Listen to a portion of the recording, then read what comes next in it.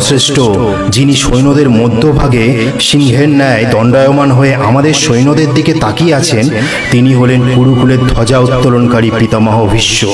মেঘ যেমন সূর্যকে ঢেকে রাখে, তেমনি এই সৈন্যদল মহানুভব ভীষ্মকে ঘিরে রেখেছে। তুমি প্রথমে সেনাদের বধ করে তবেই ভীষ্মের সঙ্গে যুদ্ধ করবে। তারপর ভগবান শ্রীকৃষ্ণ কৌরব সেনাদের দিকে দৃষ্টিপাত করে যুদ্ধের সময় আগত দেখে অর্জুনের হিতার্থে বললেন, মহাবাহ, এখান থেকে শুনুন, এখান থেকে ভালো লাগবে। যুদ্ধের প্রারম্ভে শত্রুদের পরাজিত করার জন্য তুমি পবিত্র হয়ে দুর্গা দেবীর স্তব করো। মানে এখানে ভগবান শ্রীকৃষ্ণ কি বলছেন?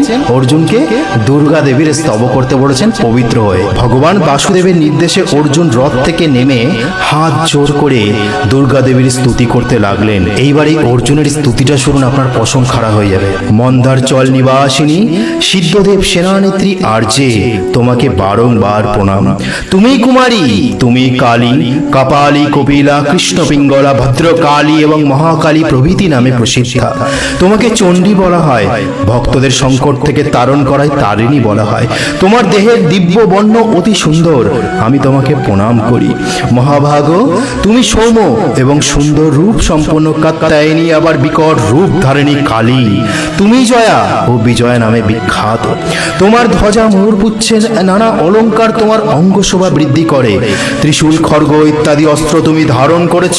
তুমি নন্দগোপের বংশে অবতার হয়ে এসেছিলে, তাই তুমি গোপেশ্বর শ্রীকৃষ্ণের কনিষ্ঠা ভগিনী। গুণ ও প্রভায় সর্বশ্রেষ্ঠ। মহিষাসুরকে বধ করে তুমি বড়ই প্রসন্ন হয়েছিলে। কৌশিক গোত্রে অবতার হওয়ায় তুমি কৌশিকী নামেও প্রসিদ্ধ। তুমি পীতবস্ত্র ধারণকারিণী। শত্রুদের দিকে যখন অট্টহাস্য করো, তখন তোমার মুখ চক্রের ন্যায় উদ্ভাসিত হয়। যুদ্ধ তোমার অত্যন্ত প্রিয়, আমি তোমাকে বারংবার প্রণাম করি। উমা, শাকম্ভরী, শ্বেতা, কৃষ্ণা, কৈটভনাশিনী, হিরণ্যাক্ষী, বিরূপাক্ষী ও সুদ্রমাক্ষী প্রমুখ নামে ধারণকারী দেবী, তোমাকে অজস্রবার নমস্কার। তুমি বেদের শ্রুতি, তুমি স্বরূপ অত্যন্ত পবিত্র। বেদ ও ব্রাহ্মণ তোমার প্রিয়। তুমি জাত বেদা অগ্নির শক্তি। জম্বু কটক মন্দিরে তোমার নিত্য নিবাস। সমস্ত বিদ্যার মধ্যে তুমি ব্রহ্মবিদ্যা এবং দেহধারীদের মধ্যে মহানিদ্রা। ভগবতী, তুমি কার্তিকের মাতা। দুর্গম স্থানে বাস করায় দুর্গা। স্বাহা, শ্রদ্ধা, কলা, কাষ্টা, সরস্বতী, বেদমাতা, সাবিত্রী ও বেদান্ত, এসব তোমারই নাম। মহাদেবী, আমি বিশুদ্ধ হৃদয়ে তোমার স্তব করছি। তোমার কৃপায় এই রণাঙ্গনে আমি সর্বদা জয় হোক। মা, তুমি ঘোর জঙ্গলে ভয়পূর্ণ দুর্গম স্থানে ভক্তের গৃহে পাতালে নিত্য নিবাস করো। যুদ্ধে দানবদের পরাজিত করো।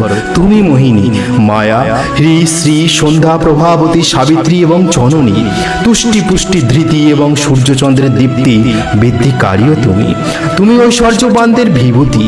যুদ্ধভূমিতে সিদ্ধ ও চরণ তোমাকেই দর্শন করে। এই